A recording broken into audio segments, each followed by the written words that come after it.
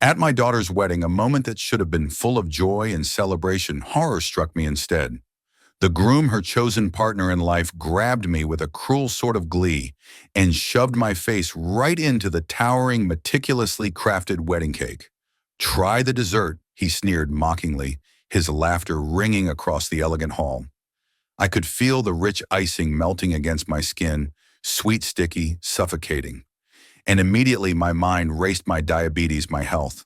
All the precautions I'd always taken, it all seemed meaningless in that instant of humiliation. A gasp rippled through nearby guests, and then someone's voice cut through the tension like a jolt. "He's a billionaire." Heads turned, eyes widened. The groom's smug grin faltered. Color drained from his face as if someone had pulled the life out of the room. He had miscalculated terribly. He had underestimated me, and that mistake would not go unpunished. Before we go further, take a moment to subscribe to the channel and tell us where you're watching from in the comments. The air of unease lingered even as the conversation tried to resume. "Of course we understand your financial limitations." Eldon Whitaker interrupted my explanation about simple, elegant wedding venues, his words slicing through the table air like a scalpel.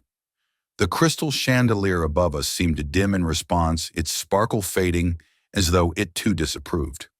Nearby tables hummed with polite chatter, but ours sank into the peculiar silence of a social execution. Priscilla's fork hovered frozen midair.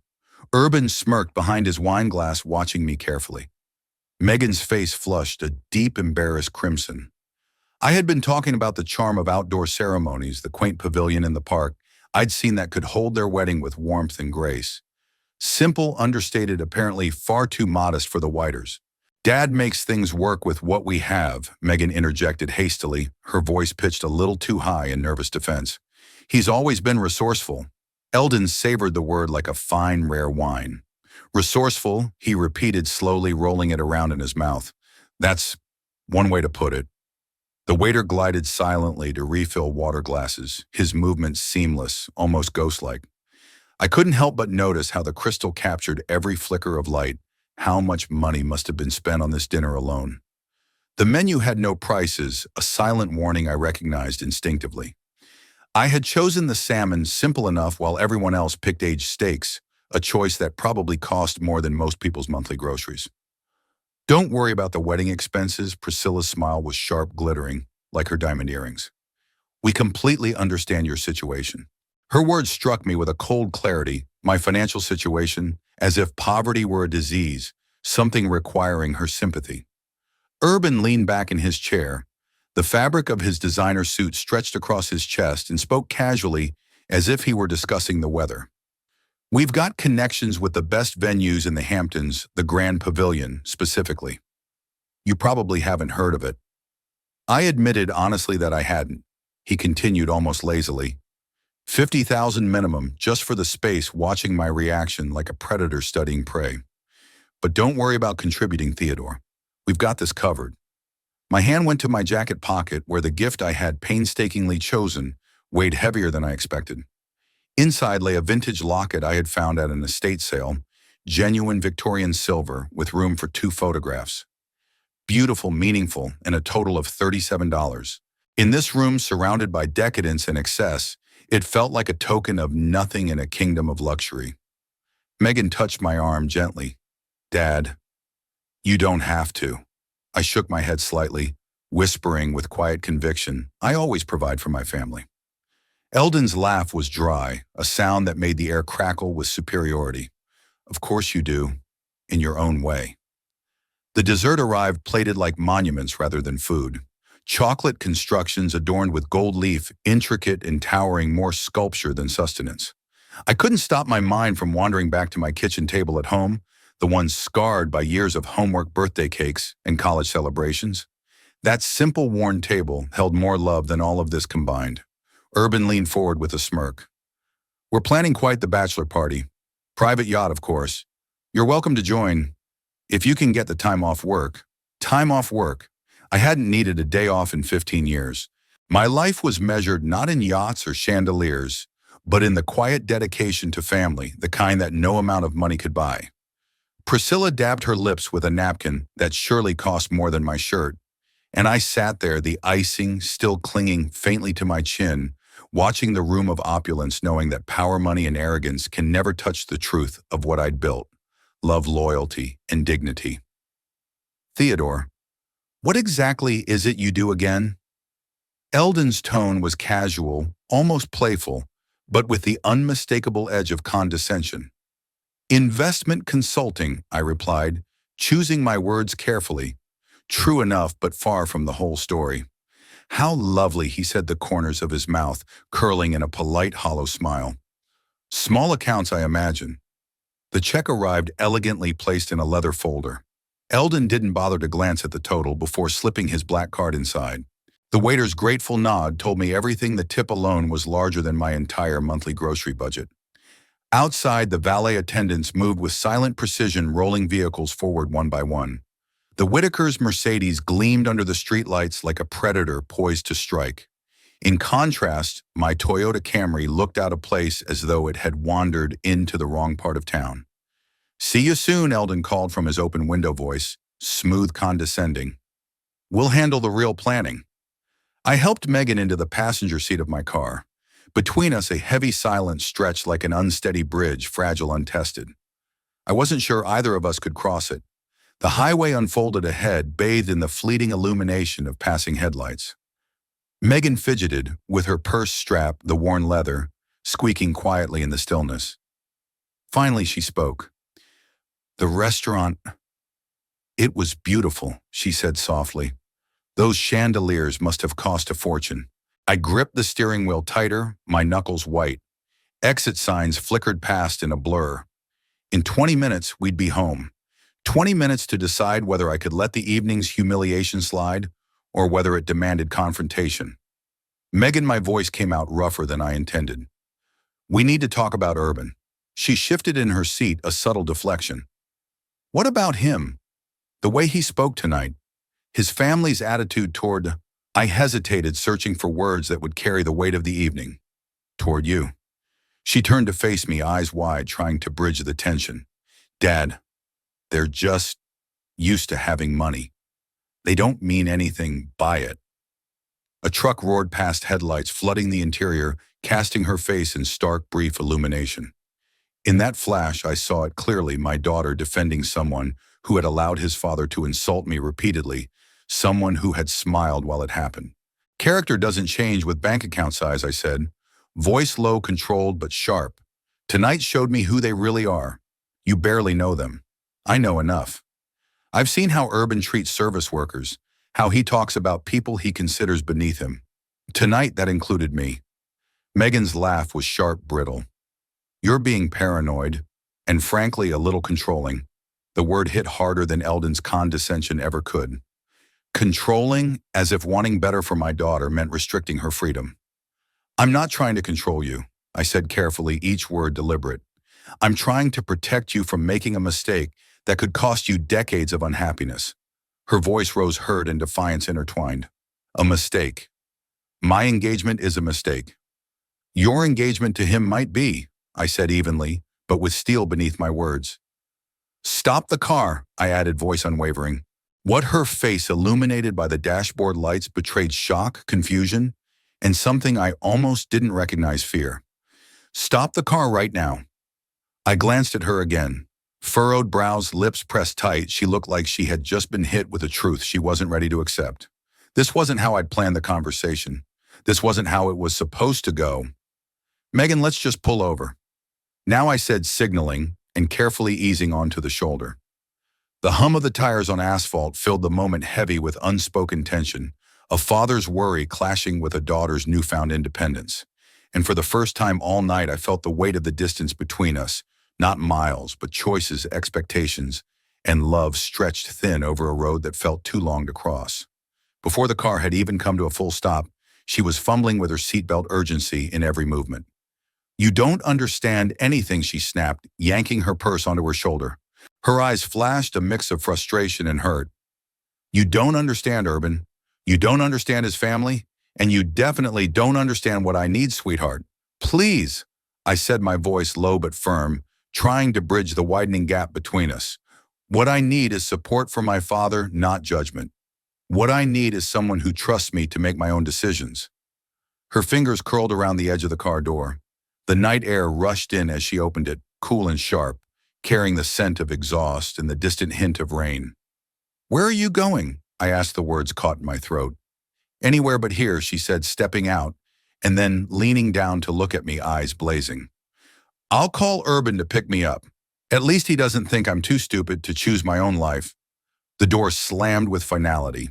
I watched her heels click across the asphalt toward the glow of a gas station, each step echoing louder than the words we had left unsaid. My phone vibrated, a text from her, already arriving, probably already choosing him over me. I sat there for several long minutes, engine idling, until I was certain she had entered the fluorescent-lit convenience store safely. Only then did I pull back onto the highway, the soft hum of the radio filling the emptiness of the car, the passenger seat beside me hollow, echoing with her absence. Arriving home in Hoboken, the modest two-story house looked smaller, almost fragile in the porch light. Shadows stretched across the garden where Megan had year after year helped me plant tomatoes every spring since she was 8. Memories pressed in the smell of damp soil, laughter, and tiny hands digging in the earth. A week ago, everything had been different. A week ago, I had sat at this very kitchen table, morning coffee steaming beside the financial section of the Times, a quiet, predictable Tuesday. The air smelled of French roast and the faint lavender of the soap Megan always preferred when she visited. At exactly 8:47 a.m., my phone rang. "Dad." Her voice bubbled through the speaker, effervescent and urgent. "I have news." I set down my coffee, smiling at her excitement. "Good news, I hope," I said. "The best news," she exclaimed. "Urban proposed." The joy in her voice was contagious, momentarily dissolving every reservation I'd harbored about her boyfriend. She deserved happiness, deserved someone who cherished her. "Tell me everything," I said, leaning back in my chair, trying to absorb every detail. "It was perfect, Dad," she gushed. "He took me to Central Park, to that spot overlooking the reservoir where we had our first date. Got down on one knee right there on the path with joggers and dog walkers as witnesses. The ring is gorgeous, a princess-cut diamond that catches the light like crazy. I pictured it vividly, my daughter's face, glowing eyes brimming with happiness, surrounded by strangers who had probably clapped and cheered. For a moment, the warmth of her joy eclipsed every doubt I had about Urban's character. I had imagined this scene countless times in my mind, and now it had come alive in her voice. Despite the tension, despite the misgivings, a father's heart could not help but swell. "I'm so happy for you, sweetheart," I had said, my voice warm, almost trembling with pride. "There's going to be an engagement dinner next week. You'll get to meet his parents properly." "They're wonderful people," Dad, Megan had replied, her eyes sparkling with anticipation. "His father built their business from nothing. He'll probably have lots to talk about with you." It was in that moment, watching her excitement, her unguarded joy, that I had made the decision that would ultimately lead to tonight's disaster. "Megan," I said, pausing, then taking a breath as I tried to find the right words. "Before we meet them, I need to ask you something." "A favor?" she asked, hope and curiosity lacing her tone. "Anything," I said, standing and pacing toward the window that overlooked my neighbor's ordinary lawn, the world outside deceptively calm. "I'd like to keep my financial situation private. Let them think I'm just a regular working person." Silence stretched between us, thick and uneasy. When she finally spoke again, her voice was tinged with confusion. "Why would you want to do that?" "Because I want to know who they really are," I said, my voice firm but quiet, almost pleading. "Money changes how people treat you, how they see you. If they think I'm wealthy, they'll put on a performance. If they think I'm ordinary, they'll either treat you badly or they'll treat me honestly. And if that treatment is bad, then we'll know exactly who we're dealing with." She hesitated, thinking it over. "Dad, that's a little manipulative, isn't it?" "It's practical," I replied without flinching. "Real character shows when people think there's nothing to gain from kindness." Now, sitting in my driveway, the confrontation from tonight still raw in my memory, I couldn't help but wonder if I had been right, or just stubborn. My modest home surrounded me quietly. 3 bedrooms, 2 baths, nothing remarkable. Yet the portfolio statements in my desk drawer told a completely different story. Wealth beyond most dreams, but numbers had never been my priority. Inside, the walls were lined with family photos. Megan at her college graduation, her cap slightly askew, but her smile radiant. Megan on Christmas morning surrounded by sensibly priced gifts, her delight genuine and untainted by extravagance. Megan laughing at some joke I had made her face lit by uncomplicated love that had always been enough for me. I climbed the stairs to my bedroom, slowly, each step heavier than the last. Tomorrow would mark the first day of what I feared might be a long silence between us. I had asked her to hide my wealth, and in return, I had lost the only thing that truly mattered. The bitter irony was unmistakable. In trying to shield her from people who valued money over character, I had pushed her directly into their arms. Looking around my unchanged home, the familiar simplicity felt different now. Heavier. Every modest piece of furniture, every carefully chosen economy, every threadbare rug and chipped coffee table reminded me of choices I had made long before Megan came into my life. Choices that defined the man I was, regardless of the wealth I had accumulated. The living room remained exactly as it had for 15 years. The same comfortable couch, the same wooden coffee table with its careful ring stains from countless evenings spent reading together, talking about school, about dreams, about life. The only expensive items were hidden investment statements locked securely in my desk drawer, an emergency fund that could buy this entire neighborhood if I wanted. I sank into my reading chair, the one Megan had helped me choose at a secondhand store when she was 16. It was worn familiar, comforting, the one place in the world where I could feel grounded even when the weight of the choices I had made pressed down on me like a storm. "Dad, this one's perfect," Megan said, her fingers tracing the worn leather of the chair as though it could speak its secrets. "It looks like it has stories to tell." Stories. Yes, stories. Stories like the one I had never told her about 1995. I was 28, living in a cramped studio apartment in San Francisco that barely qualified as housing. The Murphy bed folded down to occupy half the floor, leaving little space for anything else. My kitchen consisted of a hot plate and a mini fridge that hummed incessantly like a small dying animal. Every morning I walked 12 blocks to the accounting firm rather than spend $2 on the bus. My savings account held exactly $5, $27, yes with a comma, because every cent counted. I checked it obsessively the way some people check their pulse. $5,000 represented 2 years of monastic living, pasta and canned vegetables for meals. The same 3 shirts rotated endlessly, nights spent dreaming of stability. It was a Tuesday when everything changed. I was walking back from lunch clutching a day-old bagel from the discount bin when 2 young men approached me outside the coffee shop where I occasionally allowed myself one small luxury. "Excuse me," the taller one said. "Are you an accountant?" They looked barely old enough to vote. The shorter one clutched a battered laptop like a life preserver. Both of them carried excitement in the air around them, impossible to ignore, like a perfume made of hope and risk. "I work in accounting," I admitted, carefully wary. "We need someone to look at our numbers." The tall one continued, eyes bright with an energy that made me uneasy and intrigued at the same time. "Someone smart, someone who understands money." They led me to a tiny, poorly lit lobby in my building and poured out their idea over terrible coffee. A software platform that would revolutionize how people shared information. The internet was still in its infancy, dial-up connections, rudimentary websites. Their vision was audacious, bordering on impossible, yet undeniably inevitable in some corner of my mind. "We need initial investment," the shorter one said, hands trembling slightly. "Nothing huge. $5,000 would let us rent office space, buy better equipment, maybe eat something other than ramen for a few months." $5,000. My entire safety net. I should have said no. I should have explained that losing this money meant moving back to my parents' basement in Ohio, admitting failure, swallowing my pride. Instead, I found myself asking questions. "What's your market research, revenue projections, competition analysis?"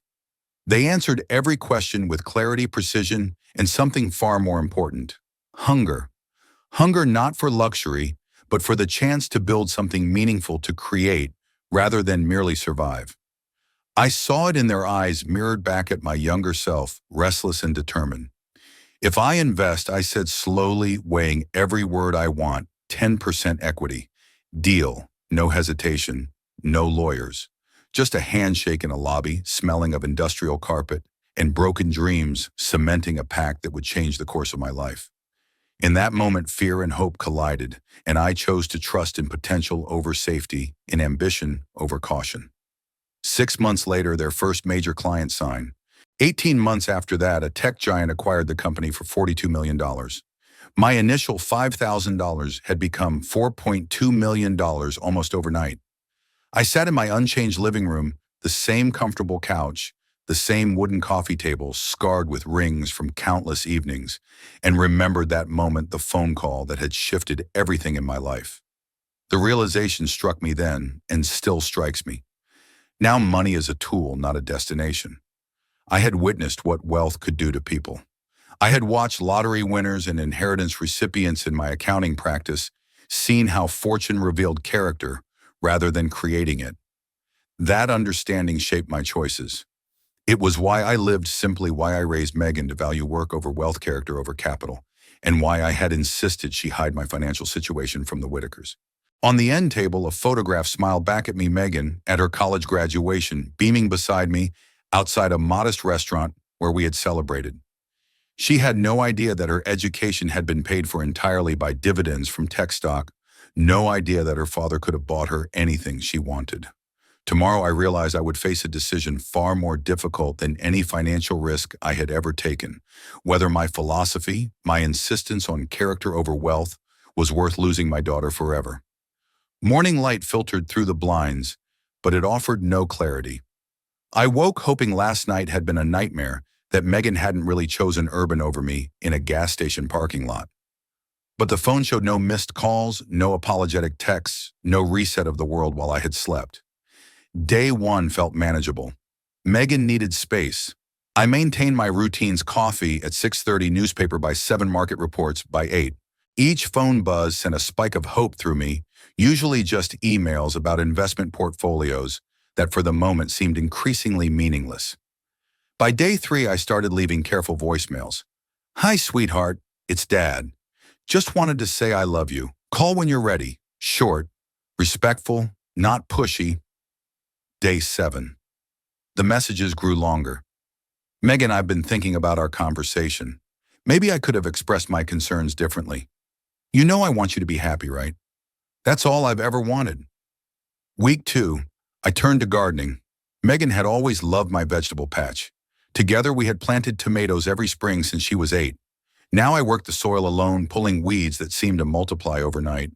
The tomato seedlings I had bought weeks ago sat in their plastic containers, waiting too late to plant them now without her. The tradition felt incomplete, like trying to clap with one hand. By week 3, desperation disguised itself as productivity. I organized 20 years of photographs, hundreds of images capturing Megan at every age. Birthday parties, school plays, college milestones, graduation day. Each photo pulled at my heart, each memory a reminder of what had been and of what I might still lose. In the quiet of my home, surrounded by reminders of the life we had built together, I realized that wealth, no matter how vast, could never replace presence, trust, or love. And yet, for the first time in decades, I was unsure of how to wield even the greatest treasure I had: my daughter's heart.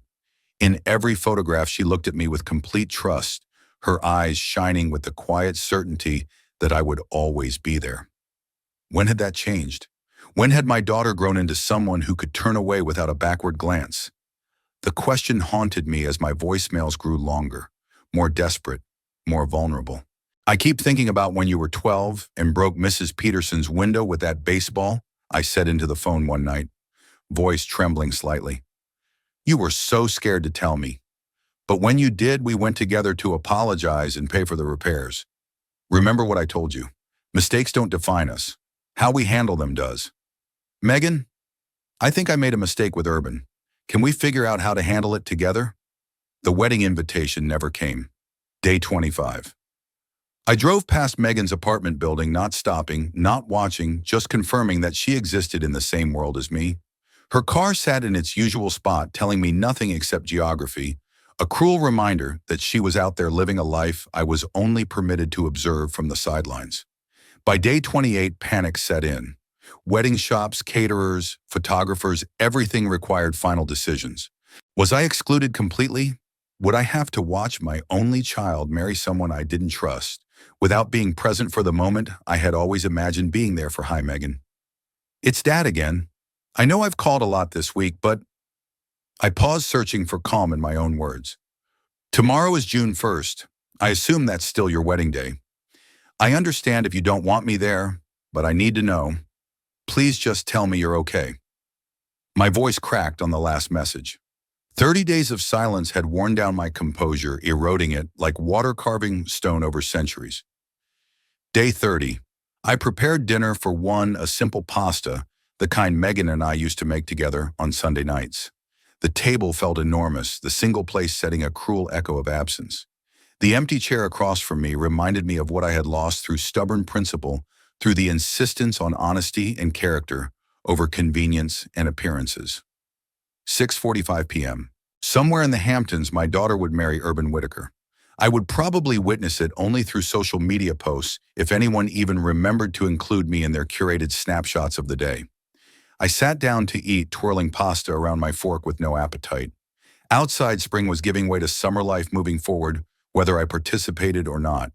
The phone rang. My fork clattered against the plate, echoing in the quiet kitchen. After 30 days of silence, any call seemed like bad news. Emergency rooms, accidents, worst-case scenarios that haunted every parent's imagination. But then her face appeared on the screen. Megan glowing in the frame, her presence brighter than I had dared hope. My hands trembled as I swiped to answer. "Hello, Dad," she said. Her voice was smaller than I remembered, nervous, almost tentative. "Hi," I managed, standing so quickly my chair scraped against the floor. "Are you okay? Is everything I'm fine," she said, taking a breath. I'm I'm calling because tomorrow is." She paused, traffic humming faintly in the background, Urban's indistinct voice murmuring behind her. "The wedding is tomorrow." I finished for her, words rough and raw. "I know," she said. Relief hit me like a physical blow, sudden and overwhelming. I leaned against the dining room wall, dizzy, as if the tension of 30 days had been held in my muscles and suddenly released. I I wasn't sure if I wanted you there," she admitted, hesitating. "Thank you," I said simply, the word carrying a weight far greater than its brevity suggested. In that moment, all the fear, the silence, the distance melted slightly. There was hope again, fragile but real, and the empty chair across from me no longer felt quite so permanent. I had been hoping, of course, but there were conditions. Of course there were. Nothing in this life had come easy anymore, and certainly not reconnecting with my daughter after 30 days of silence. "I'm listening," I said cautiously. "You can't say anything negative about Urban," she began, her voice firm, but trembling slightly. "No faces, no comments, no. Whatever that thing is you do when you disapprove." "What thing?" I asked, feigning ignorance. "You know what thing," she said, exasperated. "That subtle eyebrow thing, the way you pressed your lips together at dinner that night." I touched my eyebrow unconsciously, the memory flashing back. I hadn't realized how obvious it had been, the smallest gestures, the tiniest flickers of disapproval. But apparently Megan noticed. I promise, Megan. "No comments, no faces, no disapproval," I said carefully, choosing my words. "This is your wedding day. It needs to be perfect." "Perfect for her," she corrected softly, almost a whisper. I nodded in my mind. Perfect for her. I could manage perfect, or at least the appearance of it. "I'll be the model father of the bride," I assured her. Her exhale was audible, a sigh that carried relief and maybe a little lingering tension. "Good," she said. "The ceremony starts at 4. The Grand Pavilion in the Hamptons. I'll text you the address. Cocktails at 5. Dinner at 7. "What should I wear?" I asked, a touch nervously. "Navy suit is fine. Nothing too formal," she said, then paused. She stopped herself mid-sentence. "Think what I prompted gently." "Nothing," she said quickly. "Just navy suit is perfect." We both knew she had been about to say something else, that the Whitakers already had their assumptions, but she didn't. Probably from their perspective, nothing I could do would measure up anyway. "Megan," I said, thinking back to that tense night in the car, let's just Let's start fresh tomorrow, she interrupted. Clean slate. As if 30 days of agonizing separation could be erased with a single phrase. But I would take whatever she offered. Clean slate? I agreed. I love you, sweetheart, I said, my voice catching slightly. I love you too, Dad. I'll see you tomorrow. The line went dead. I stared at the phone for a long moment, hardly believing the conversation had actually happened. 30 days of excruciating silence had ended with a 5-minute call that changed everything. My dinner sat cooling on the table untouched. I had no appetite. Instead, I climbed the stairs to my bedroom, opened the closet, and examined my navy suit, the same one I had worn to that disastrous dinner. But tomorrow it would serve a different purpose. Tomorrow I would walk my daughter down the aisle to marry someone I didn't trust. I would smile, shake hands with people who had spent an evening mocking my so-called poverty. I would pretend everything was perfect while watching my only child bind herself to a family that measured worth in dollars. But I would be there. After 30 days of wondering if I had lost her forever, I would be there. Sometimes that had to be enough. Sunlight streamed through the bedroom window at exactly 6:30, the same time I had been waking for 30 years. But today felt different. Today I would see my daughter again. The navy suit hung on the closet door, pressed and ready, chosen carefully the night before. My best, but not ostentatious. A conservative tie, polished black shoes, everything Megan had requested. Nothing the Whitakers could criticize as trying too hard. For the first time in a month, hope felt possible, and for now that had to carry me through the rest of the day. Breakfast required careful planning. My blood sugar monitors showed normal levels, but the wedding stress, anticipation, social pressure, confrontation could send them soaring in moments. I took my morning insulin with methodical precision, prepared steel-cut oats, measured to the gram, and checked my glucose meter twice. Diabetic emergencies at my daughter's wedding were not on today's agenda. Not today. The weather forecast promised perfection. 72 degrees, a gentle breeze, and not a cloud in sight. The kind of day Megan had dreamed about since she was a little girl, when she would host elaborate backyard weddings for her dolls, imagining gowns, flowers, and sunshine just like this.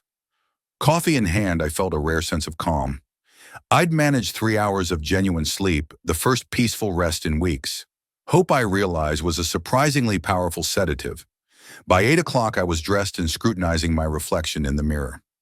Modest but respectable, clean-shaven, hair carefully combed. A touch of cologne Megan had given me last Christmas, lingering faintly in the air. I looked like exactly what the Whitakers expected a working man who had done his best, measured, restrained, perfectly ordinary. You can do this, I muttered to my reflection. No comments, no faces, no disapproval. Perfect behavior. Model father of the bride. Everything must be perfect for her. The gift required serious thought. Too expensive would seem suspicious. Too cheap would embarrass Megan. After deliberation, I'd settled on a crystal vase from the local shop. Elegant enough for the occasion, modest enough to fit the facade of my supposed budget. $68 thoughtfully chosen, wrapped in care. The shop owner had tied it with a white ribbon and added a small card. For the happy couple, I had written, wishing you joy, love and understanding in your marriage. Understanding. If only they knew how much I already understood about their character. My phone buzzed repeatedly with texts from acquaintances wishing Megan well, neighbors, family, friends, people who had watched her grow up in this very hallway, who remembered her first steps, her first day of school, her first heartbreaks. They had no idea that today might be the last time I walked her down any aisle. The drive to the Hamptons would take 2 hours in Saturday traffic. Ceremony at 4, which meant leaving by noon, to allow for parking, pre-wedding photographs, and any unexpected delays. I ran through my mental checklist once more. Insulin pen in jacket pocket, emergency glucose tablets, in pants pocket, gift receipt, and wallet, just in case phone fully charged. Everything a responsible father might need for his daughter's wedding day. I looked around my modest home one last time. Every familiar corner, every photo of Megan growing up, every trace of our shared life seemed to hold its breath with me. If today went poorly, if I couldn't maintain the perfect behavior Megan required, this might be my last peaceful morning here. Tomorrow could bring another month of silence or worse, and yet in the quiet of that sunlit kitchen, I allowed myself a single thought: I was her father. I would walk her down the aisle come what may. That had to be enough. But today also held possibility. Maybe Urban would surprise me. Maybe the joy of a wedding, the laughter, the vows, the celebration of love would smooth the rough edges I'd seen at dinner. Maybe despite my deepest reservations, my daughter would find happiness. I picked up the carefully wrapped crystal vase, checked that my gift receipt and wallet were safely tucked away, and grabbed my car keys. Time to discover which version of today would unfold. The Toyota started reliably as it always did. I adjusted the rearview mirror one final time, straightened my tie, and took a deep breath. The Hamptons awaited along with whatever this day would bring hope, humiliation, or both. The Grand Pavilion rose from the manicured lawns like something out of a magazine spread. Bentleys, Mercedes, and other impossibly shiny vehicles lined the circular drive, their chrome reflecting the afternoon sun. My Toyota looked like a humble delivery truck lost among thoroughbreds. A valet approached, mask of polite surprise, barely concealing his curiosity. "Sir, are you here for the Whitaker-Harrington wedding? I'm the bride's father," I said simply. His expression shifted to professional sympathy, a silent acknowledgement of the unusual juxtaposition, the modest car, the understated suit, the gift that clearly wasn't Tiffany. The entrance hall sparkled with crystal chandeliers worth more than most houses. Floral arrangements towered like small trees, each bloom perfect, each stem meticulously arranged. The air was heavy with expensive perfume and the delicate scent of imported lilies. Theodore Priscilla's voice carried across the marble foyer like a foghorn commanding attention. "Everyone, this is Megan's father." 20 impeccably dressed guests turned their eyes, appraising me with subtle calculation. Modest suit, department store shoes, gift wrapped thoughtfully but not opulently.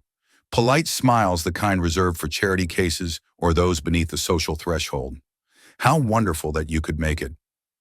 Eldon materialized beside his wife, as if conjured by the very air of the room. "I know the drive from where is it you live again?" "Hoboken, right? Quite a distance in that little car of yours." His tone was casual, but the undertone, patronizing, dismissive, was unmistakable. The photographer appeared, expensive equipment draped around his neck, ready to capture every perfectly posed moment. "Family photos in 5 minutes," Priscilla clarified briskly. "Immediate family only, Theodore. Perhaps you could wait over there." Over there meant a corner by the coat rack, away from the important people, the elite, the ones who truly mattered. I watched the Whiters pose with Megan, their designer clothing, coordinated as if for a fashion shoot.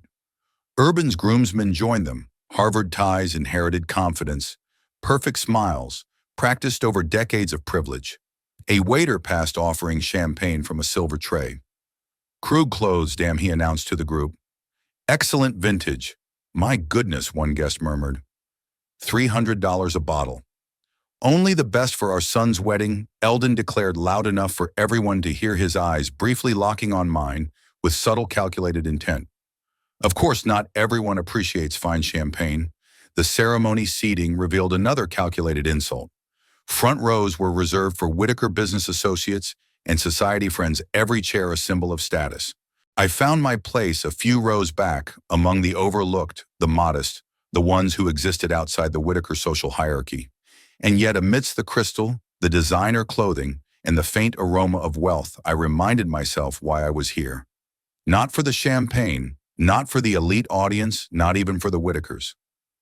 I was here for Megan, for my daughter. My purpose was singular: to walk her down the aisle, to be present for her joy, and to love her silently, fiercely, without compromise. I was directed to row 7, wedged behind elderly relatives and various plus ones, the father of the bride relegated to what could only be called the cheap seats. I caught a glimpse of the ceremony location, sunlight glinting off marble and crystal, and commented quietly to the woman beside me. "Beautiful," I murmured. "Oh yes," she whispered back, lowering her voice as if to share a secret. $50,000 just for the venue rental. Thank goodness the Whitakers can afford it properly." I heard her trail off, realizing her mistake. "The bride's family," she hesitated, "has very modest means. I finished for her," my voice neutral, almost rehearsed. "Yes, I've heard that too." Urban's best man made the rounds with a humidor, offering expensive cigars with a proud flourish. "Cuban," he announced, "saved for special occasions." The humidor bypassed my row entirely, the luxury intentionally or unintentionally reminding me of the social chasm between us.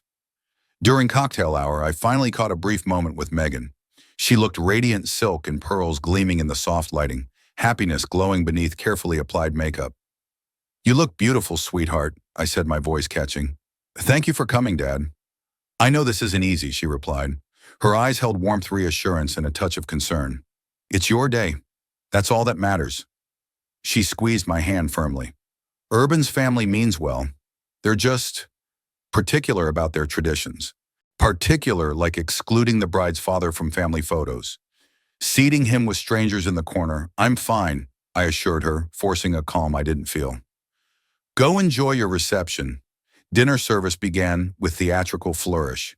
Waiters emerged in synchronized formation, carrying plates that belonged in art galleries rather than on a dining table. 5 courses each, more elaborate than most restaurant entrees I'd ever seen. The wine pairings alone would have exceeded my monthly grocery budget. From my distant table, I watched Urban animatedly telling stories, gesturing expansively. His groomsmen laughed, perfectly rehearsed, perfectly confident.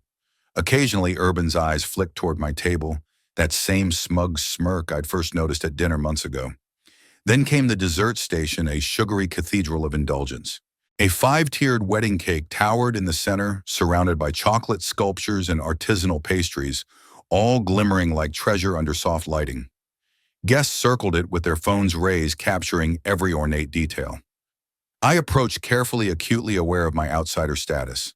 The chocolate fountain gurgled luxuriously. Pastries sparkled with edible gold leaf. Everything designed to impress, to command attention, to signal wealth. Nothing designed for someone with diabetes. A waiter noticed my hesitation. "Can I help you select something, sir? Do you have any sugar-free options? I'm diabetic," I asked, trying to keep my voice steady. "Of course," he said kindly. "Fresh fruit, sugar-free, chocolate mousse, and some lovely almond cookies made with stevia. Simple request, medical necessity. Nothing to apologize for." "That sounds perfect." "The fruit, please," I said, grateful for the normalcy, however small. Behind me, conversations continued. Wealth flaunted casually. Vacation homes. Stock portfolios. The kind of talk I could afford but chose not to engage in, the kind that reminded me why I valued character over capital. And then Urban's voice cut through the background chatter, sharp and deliberate, like a saw through silk. He approached the dessert station slightly unsteady, perhaps having consumed more champagne than was wise. I braced myself, knowing the moment of confrontation, subtle cutting or unspoken, might be inevitable. Champagne was clearly affecting his judgment. I had only asked about sugar-free options, a simple necessary request. "Sugar-free!" His laugh boomed across the room, too loud, too performative, drawing the eyes of nearby guests. "Let me guess, you can't afford proper medical care either." Conversations pause. Heads turned toward us. The elegant atmosphere shifted, a subtle charge of tension running through the marble-floored hall. "I manage my condition just fine," I said, voice steady, despite the tightening in my chest. "Of course you do," Urban's sneered voice now carrying across the room, as if performing for an audience. "With free clinic visits and discount medication. But hey, at least you made it to the wedding, right? Even if you can't afford a proper dessert?" Megan's voice cut through, calm but urgent. "What's going on? Just helping your father understand the dessert options." He replied, that familiar smug smirk spreading across his flushed, intoxicated face. "Apparently beggars really can be choosers when it comes to wedding cake." Beggars? The word hung in the air like a curse. 50 guests went silent, sensing that something ugly was about to unfold. Waiters froze mid-service. Even the chocolate fountain seemed to gurgle less urgently, as if holding its breath. "That's enough," Megan said sharply, her voice cutting through the tension like a knife. "Is it?" Urban stepped closer, bold, cruel, and unsteady alcohol, giving him confidence he didn't deserve. "Because I'm tired of pretending this is okay. Tired of watching your deadbeat father embarrass our family. He's not embarrassing anyone." "Look at him," I shot back, my voice quiet but firm, gesturing at my modest suit, my composed posture, my very presence among their ostentatious wealth. "Look at this whole pathetic situation," Urban shouted. Then, hands moving fast, decisive, drunk but purposeful, my face collided with the wedding cake with a sickening thud. Frosting exploded across my eyes, nose, and mouth. 5 tiers of architectural sugar collapsed around me in a messy, humiliating heap. Vanilla and chocolate mingled with shock and humiliation. Gasps erupted, followed by shrieks and nervous laughter. A camera flashed. Chairs scraped against the marble as guests scrambled for better views. The room buzzed with disbelief, the spectacle impossible to ignore. I straightened slowly, cake dripping from my hair, frosting sliding down my cheeks. The taste-rich vanilla real butter was actually quite good, a cruel reminder that I could afford this cake, but had never chosen such extravagance. Through the sugary mess coating my eyelashes, I saw faces, shocked faces, entertained faces, disgusted faces, and then Megan's horrified, furious face. "What have you done?" she whispered, voice trembling with a mixture of anger and disbelief. Urban stood there grinning, pleased with his own performance, completely unaware that he had just made the gravest mistake of his privileged life. The crack of Megan's palm against Urban's cheek echoed through the stunned silence like a gunshot. Red bloomed across his face as he staggered backward, shock replacing his drunken smirk. "How dare you?" Her voice rang across the marble floor, carrying to every corner of the reception hall. "How dare you lay a hand on my father?" I continued, wiping vanilla frosting from my eyes, tasting the rich buttercream, even as my mind processed the moment, the culmination of humiliation, pride, and a daughter's fierce protection. For the first time that evening, I felt the balance of power shift, subtle but undeniable, and it filled me with a cautious, reluctant hope. Wedding guests formed a loose circle around us, phones already raised, recording every moment that would surely become the social media scandal of the season. The ambient chatter, laughter, and clinking glasses had been replaced by a tense, expectant silence, punctuated only by the occasional gasp or whispered speculation.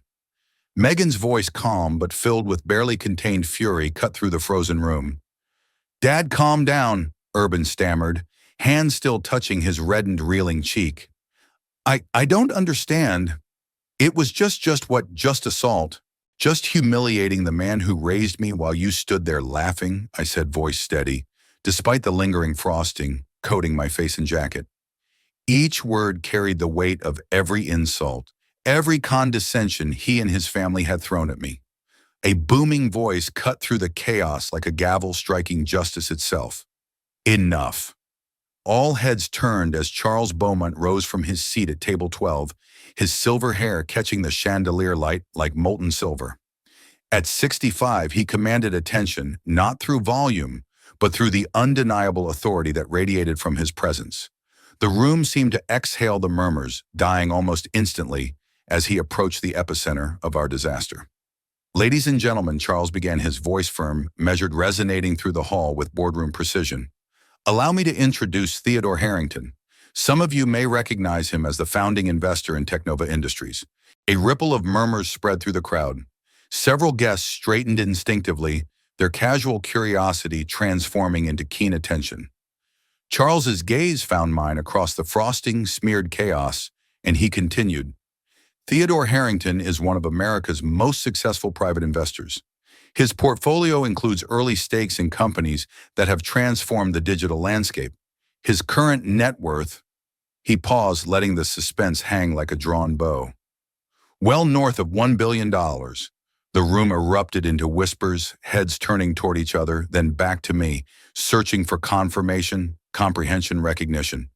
Then there was Urban. His face had drained of all color, shock and disbelief mingling with the green pallor of nausea. His carefully rehearsed arrogance evaporated in an instant. "That's Theodore Harrington, a woman." Near table 8 gasped, clutching her pearls. "The tech mogul, Theodore Harrington." Another guest added, "His investment fund has been legendary in Silicon Valley for decades." "Wait," a younger man called out, eyes wide. "The man who turned 5,000 into 4 million in just 2 years. That Theodore Harrington." I straightened my frosting-stained jacket, taking a slow, deliberate breath. Charles's supportive gaze met mine with a subtle nod. Around us, recognition spread like wildfire through the assembled crowd.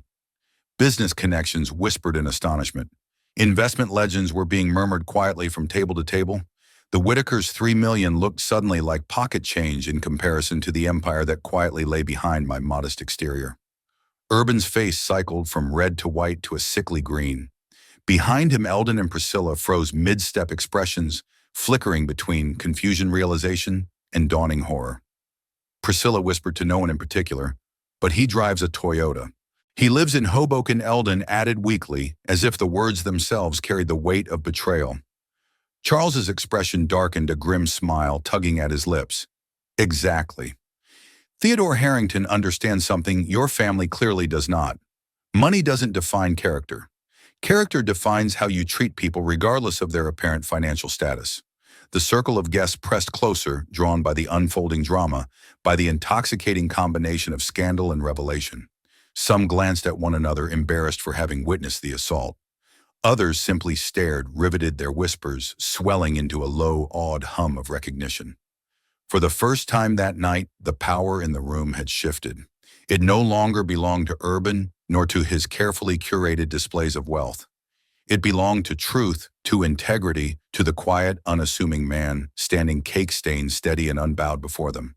Theodore Harrington had returned to claim his presence, and no amount of money or social polish could ever undo that.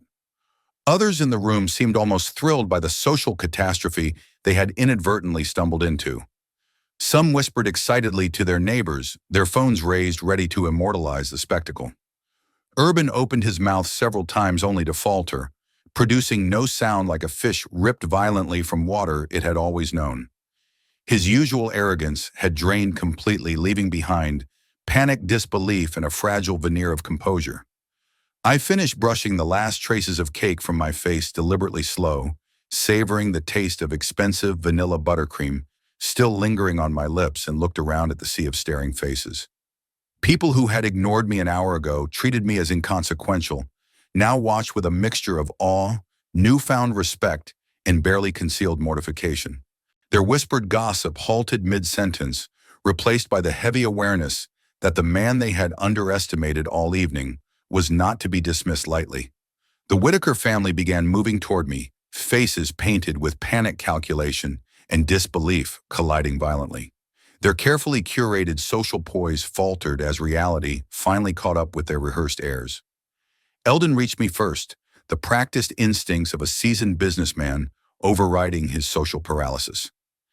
"Theodore, please," he said, voice tight, controlled. "This is all a terrible misunderstanding." I continued, dusting cake crumbs from my sleeves, maintaining the same quiet dignity I had preserved all evening, refusing to escalate, refusing to beg acknowledgement. Around us, the wedding guests had formed an impromptu amphitheater of fascinated spectators, leaning in, holding their collective breath, sensing a drama that would echo long after this night. "Misunderstanding," I said softly, my calm tone amplifying its sting. I met Eldon's gaze without flinching. "Your son just physically assaulted me in front of 200 witnesses. Which part of that did you misunderstand?" Urban, trembling, swayed forward, a mixture of panic and intoxication making him clumsy. "Mr. Harrington, sir, I didn't know." His words tumbled out like tangled threads, helpless and incoherent. "You didn't know," I repeated slowly, letting each word land like a hammer. "If you had realized what, that I might be wealthy." My eyes scanned the room, daring anyone to intervene, daring them to deny the truth in the stares now fixed on them. "So assault is acceptable if the victim is poor, is that it?" "No, that's not." Urban's protest died in his throat as the weight of the moment finally pressed down on him. Sweat beaded across his brow despite the chilled air conditioning. Priscilla appeared beside him, a statue of composure forced into action, damage control instincts flickering behind her carefully powdered eyes. "Theodore," she said, voice clipped, practiced, "surely we can put this unfortunate incident behind us. Family disagreements happen at weddings. Emotions run high. Family disagreements," I echoed, tasting the words like they were a foreign language, alien and absurd. "Is that what you call your month of systematic humiliation? Your deliberate exclusion from photographs? Your son's physical violence against me?" Eldon rushed to intervene, shifting tone to the polished cadence of a business negotiation. "We apologize," he said, voice smooth, almost soothing, completely unreservedly. "Let's start fresh, shall we, clean slate?" The words hung in the air, hollow and mechanical. The same words Megan had used in our reconciliation call, but stripped of warmth, stripped of love, replaced by calculation and survival instinct. "Start fresh," I mused aloud, the irony sharp on my tongue. "Now that you know I have money." Priscilla's face flushed, her voice rising too high, almost shrill. Your financial status has nothing to do with this, she protested, the carefully maintained veneer of control beginning to crack.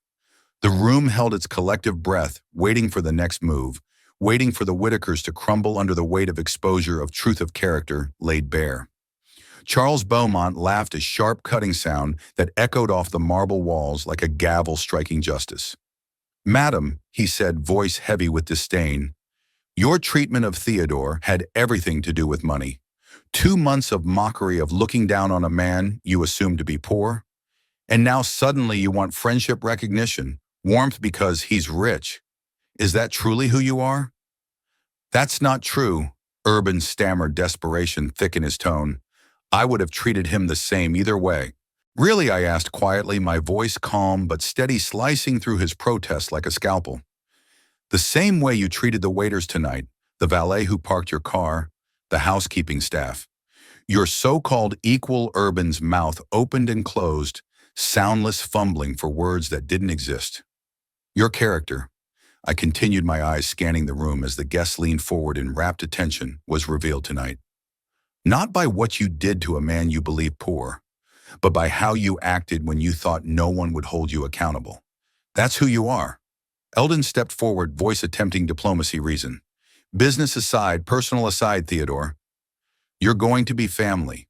We need to work together as family. The word family fell flat in my ears, bitter and hollow. I shook my head slowly. No. I watched you teach your son that money determines human worth, that poverty justifies cruelty, that wealth excuses everything. That is not family, not love, not honor. I brushed a final smudge of frosting from my shirt collar, the absurdity of cake and chocolate still clinging to me, a symbol of everything tonight had revealed. You want to start fresh, I said, letting the words hang. Here's my fresh start. I'm leaving. Priscilla's voice cracked, desperation creeping through its polished veneer. You can't just walk away, Theodore. Think about Megan. Think about the business opportunities. Think about what we could accomplish together. Business opportunities, I repeated softly, almost to myself, feeling the weight of their calculations like a physical pressure.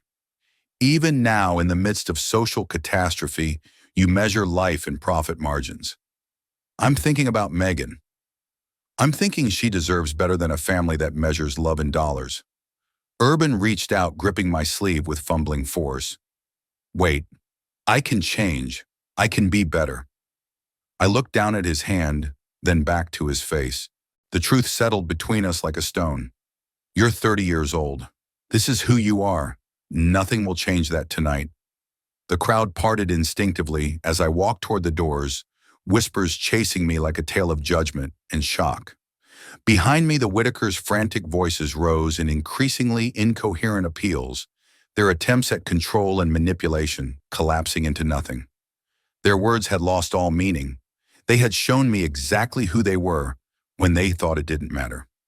Evening air washed over me as I stepped outside the grand pavilion, cool and forgiving. The parking lot stretched ahead, a sanctuary of asphalt, and my modest Toyota nestled among abandoned Bentleys and gleaming Mercedes. Relief and freedom pressed into my chest. Footsteps pounded behind me, hurried and uneven. That one went. I turned to see Megan, her wedding dress lifted slightly to run designer silk, glinting in the fading sun. Her carefully styled hair had loosened, and streaks of makeup traced the tears I hadn't seen her shed inside. Sweetheart, you should go back inside, I said gently. It's your wedding day. No, she said firmly, stopping in front of me, catching her breath, her eyes glistening with urgency and love. It's not. Not anymore. We stood there in the golden hour, father and daughter, separated for months by hurt, misunderstanding, and stubborn pride, yet finally reunited in the clarity of truth. Her wedding dress was worth more than most cars. My suit, stained with frosting, probably cost more than many dinners. None of that mattered now. I'm so sorry, she whispered, voice trembling. You were right about everything. About Urban, about his family, about what money does to people. I'm sorry too, I said quietly, letting the weight of weeks, months, and decades of worry and love settle between us. I'm sorry too.